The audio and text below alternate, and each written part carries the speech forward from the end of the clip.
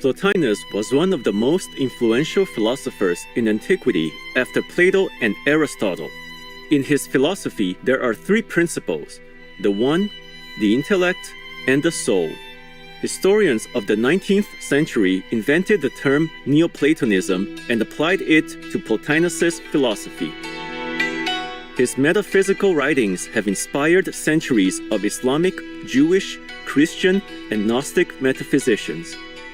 The issue of happiness is one of Plotinus's greatest imprints on Western thought, as he was one of the first to introduce the idea that happiness is attainable only within consciousness.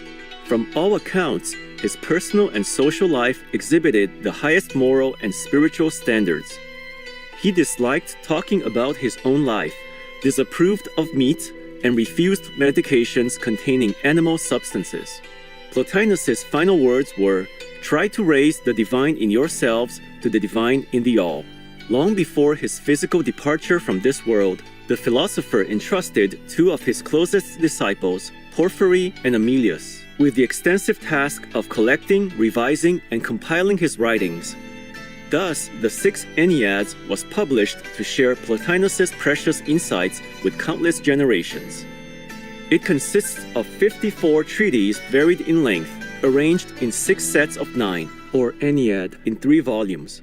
The Enneads are sorted by levels of sophistication, starting with the first Ennead, which emphasizes ethical topics.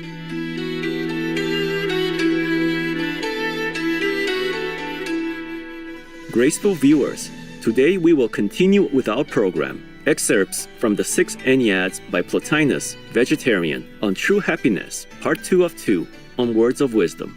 The following excerpts are selected from the 4th tractate of the first Ennead. The first Ennead, 4th tractate, on True Happiness, Section 5. But what of sorrows, illnesses, and all else that inhibit the native activity?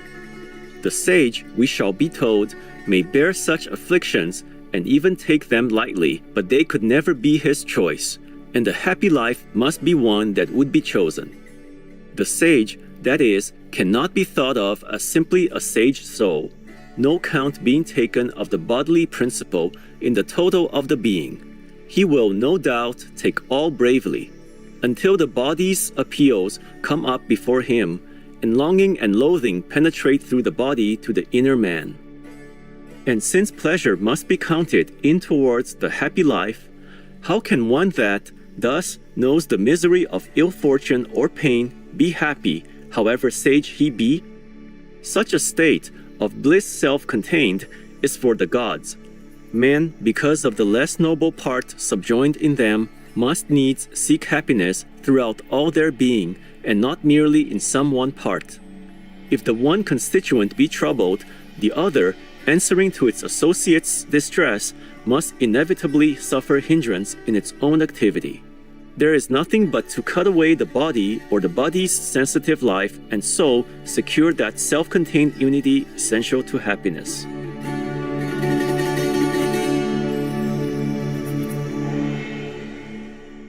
The first Ennead, 4th tractate, on True Happiness, Section 6.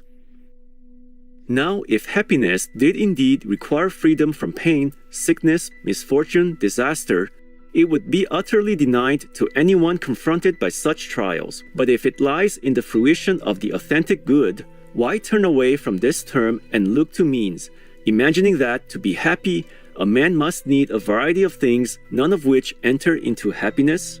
If in fact felicity were made up by heaping together all that is at once desirable and necessary, we must bid for these also. But if our quest is of a term and not of terms, that only can be elected which is ultimate and noblest, that which calls to the tenderest longings of the soul. The quest and will of the soul are not pointed directly towards freedom from this fear. The reason which disciplines away our concern about this life has no fundamental quarrel with things of this order. It merely resents their interference. Sometimes, even, it must seek them.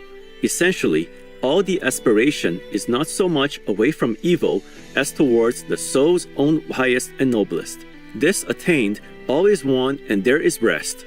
And this is the veritably willed state of life.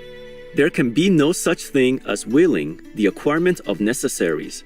If will is to be taken in its strict sense and not misapplied to the mere recognition of need, it is certain that we shrink from the unpleasant, and such shrinking is assuredly not what we should have willed. To have no occasion for any such shrinking would be much nearer to our taste. But the things we seek tell the story as soon as they are ours. For instance, health and freedom from pain. Which of these has any great charm? As long as we possess them, we set no store upon them. Anything which, present, has no charm and adds nothing to happiness, which when lacking is desired because of the presence of an unknowing opposite, may reasonably be called a necessity but not a good. Such things can never make part of our final object. Our term must be such that though these pleasanter conditions be absent and their contraries present, it shall remain still intact. The First Ennead, Fourth Tractate, on True Happiness, Section 7.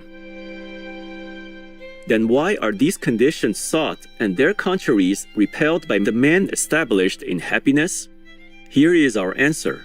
These more pleasant conditions cannot, it is true, add any particle towards the sage's felicity, but they do serve towards the integrity of his being. While the presence of the contraries tends against his being or complicates the term, it is not that the sage can be so easily deprived of the term achieved, but simply that he that holds the highest good desires to have that alone, not something else at the same time, something which, though it cannot banish the good by its coming, does yet take place by its side. In any case, if the man that has attained felicity meets some turn of fortune that he would not have chosen, there is not the slightest lessening of his happiness for that. If there were, his felicity would be veering or falling from day to day. The death of a child would bring him down, or the loss of some trivial possession. No, 1,000 mischances and disappointments may befall him and leave him still in the tranquil possession of the term.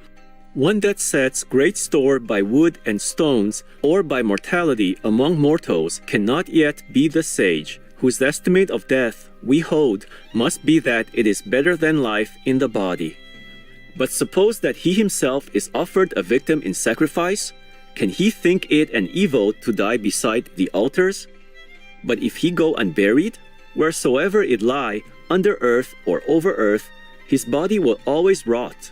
But if he has been hidden away, not with costly ceremony, but in an unnamed grave, not counted worthy of a towering monument?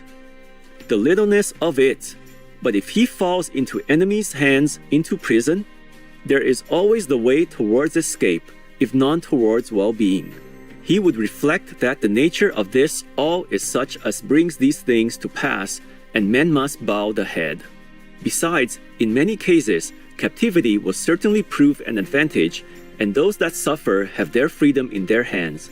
If they stay, either there is reason in their staying, and then they have no real grievance, or they stay against reason when they should not, and then they have themselves to blame.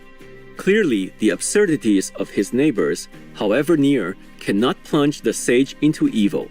His state cannot hang upon the fortunes, good or bad, of any other men.